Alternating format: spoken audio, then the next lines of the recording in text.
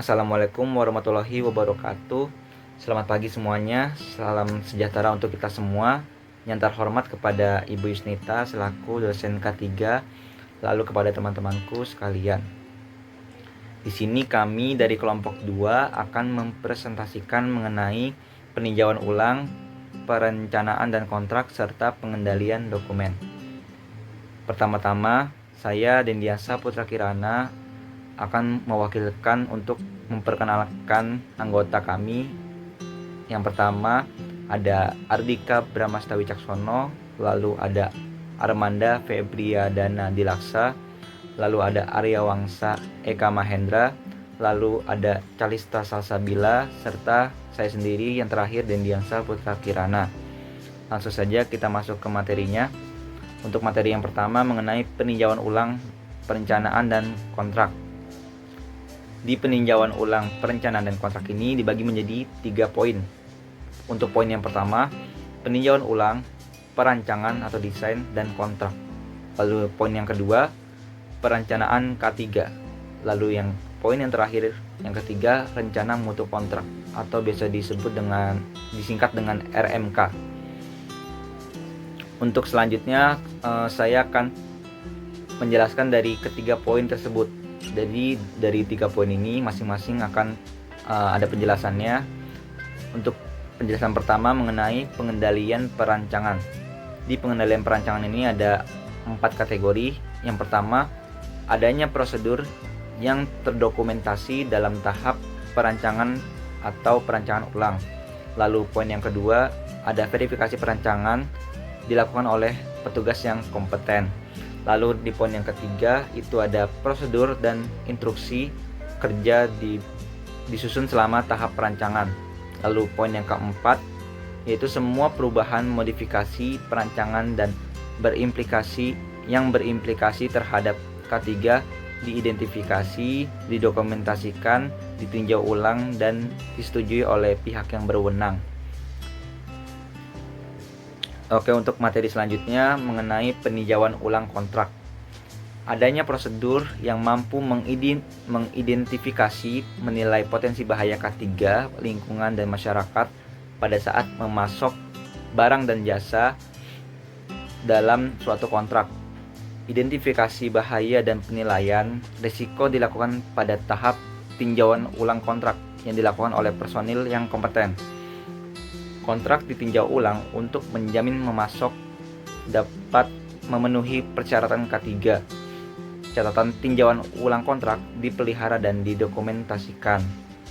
Untuk materi selanjutnya akan dijelaskan oleh Saudara Ardika. Terima kasih. Halo, perkenalkan saya Ardika Bramasta. Di sini saya akan menjelaskan mengenai perencanaan K3 dalam Sistem Manajemen Keselamatan dan Kesehatan Kerja atau SMK3. Perencanaan K3 adalah perencanaan yang harus memenuhi pemenuhan terhadap kebijakan yang ditetapkan yang memuat tujuan, sasaran, dan indikator kinerja dalam penerapan K3 yang sebelumnya dilakukan identifikasi dan penelaahan atas potensi sumber bahaya yang ada di suatu perusahaan. Untuk lebih jelasnya, saya akan menjelaskan poin-poin penting dalam perencanaan K3 di dalam SMK3. Yang pertama yaitu adalah identifikasi bahaya atau hazard identification, penilaian risiko dan pengendaliannya atau risk assessment dan risk control. Dalam identifikasi bahaya itu terdapat berbagai macam sumber potensi bahaya di suatu perusahaan. Saya beri contoh seperti misalnya kecelakaan kerja, setelah itu adalah keselamatan kebakaran, ada keselamatan produksi, keselamatan kontraktor, pencemaran udara dan emisi, dan juga limbah hasil industri. Nah, setelah itu dilakukan penilaian atas potensi sumber bahaya tersebut. Jadi seberapa besar frekuensinya dan juga tingkat risiko bahaya yang ditimbulkan atas potensi sumber bahaya itu. Dan selanjutnya dilakukan pengendalian yang dilandasi dengan hierarki 5 pengendalian K3 yaitu eliminasi, substitusi, engineering control, administrative control, dan juga APD. Yang kedua yaitu adalah penentuan tujuan dan sasaran program. Penentuan tujuan dan sasaran program, yaitu adalah target yang akan dicapai dalam bidang K3 di suatu perusahaan tersebut, yang mana harus disesuaikan dengan kemampuan perusahaan dan juga tingkat risiko bahaya yang ada. Yang ketiga yaitu pemenuhan terhadap perundang-undangan dan persyaratan lainnya, yaitu adalah perundang-undangan yang berhubungan dengan aspek bidang K3.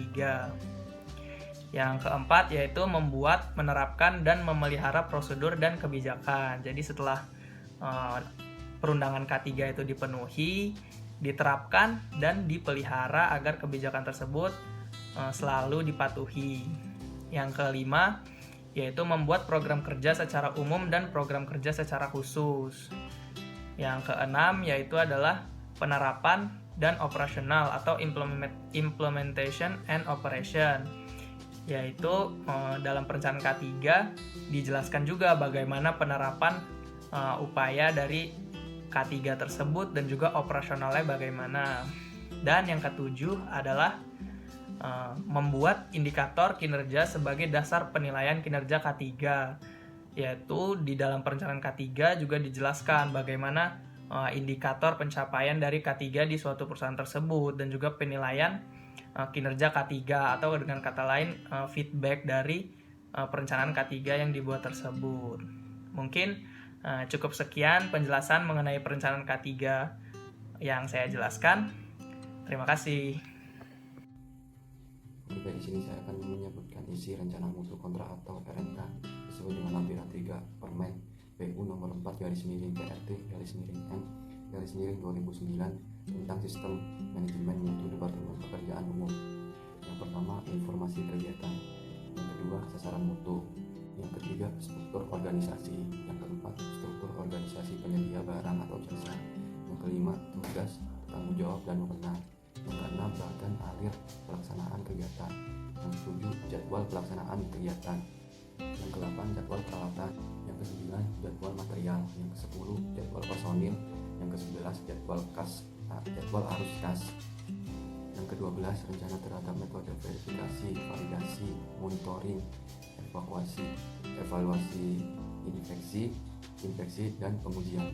Yang ke-13, daftar kriteria penerimaan.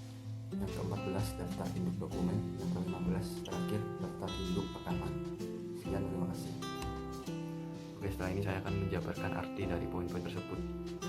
Yang pertama, informasi kegiatan menguraikan penjelasan mengenai nama kegiatan, kode, dan nomor kontrak, serta lokasi dan penanggung jawab penyedia barang atau jasa.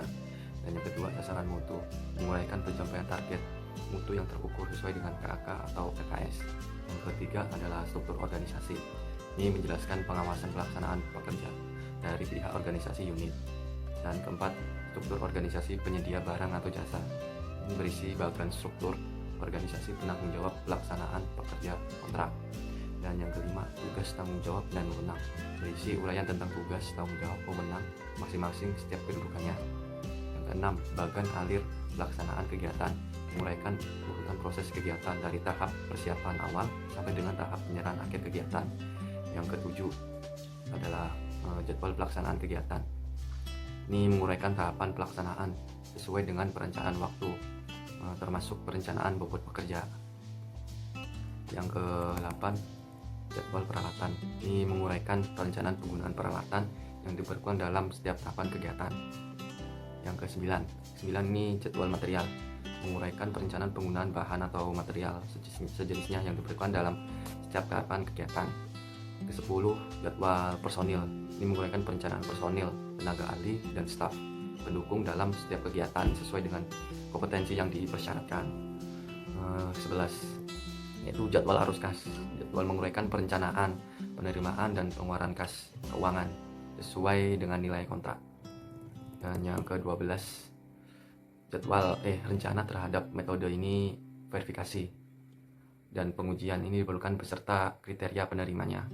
Yang ke-13, daftar kriteria penerimaan, menguraikan ketentuan-ketentuan dari setiap tahap proses dan hasil pekerjaan sesuai dengan persyaratan KAK tadi. Terus yang ke-14, daftar induk dokumen, berisi daftar dokumen internal maupun eksternal yang diperlukan dalam proses pelaksanaan kegiatan berupa standar kerja, prosedur kerja, instruksi kerja, dan peraturan perundang-undangan yang berlaku dalam mencapai kesesuaian mutu yang dipersyaratkan. Dan yang terakhir, ke-15, daftar induk rekaman bukti atau bukti kerja. Berisi daftar rekaman atau bukti sebagai bukti bahwa proses atau kegiatan telah dilaksanakan. Sekian penjabaran dari poin-poin penting yang saya sebutkan tadi. Perkenalkan, nama saya Kalista Salsabila dengan NIM 0220200008. Pertanggungjawaban rencana mutu kontrak. 1. Penyedia barang atau jasa bertanggung jawab untuk menyusun RMK sebagai penjaminan mutu pelaksanaan kepada unit pelaksana kegiatan yang dibahas pada rapat prapelaksanaan kegiatan untuk mendapat pengesahan dari kepala unit pelaksana kegiatan. 2. Penyedia barang atau jasa wajib melakukan presentasi RMK kepada kepala pelaksana kegiatan sebelum pelaksanaan pekerjaan untuk mendapatkan persetujuan rencana mutu tahapan, proses, dan hasil pekerjaan yang telah dipersyaratkan. 3. Penyedia barang atau jasa bertanggung jawab untuk mensosialisasikan RMK kepada seluruh tenaga ahli dan staf yang terlibat di dalam kegiatan penyedia barang atau jasa dan memastikan bahwa seluruh tenaga ahli dan staf memahami kebutuhan untuk mencapai mutu yang dipersyaratkan. Yang keempat, penyedia barang atau jasa harus menjamin bahwa RMK yang telah disetujui dilaksanakan, diterapkan, dan dikendalikan sesuai dengan ketentuannya secara konsisten untuk mendapat mutu yang dipersyaratkan pada pelaksanaan kegiatannya.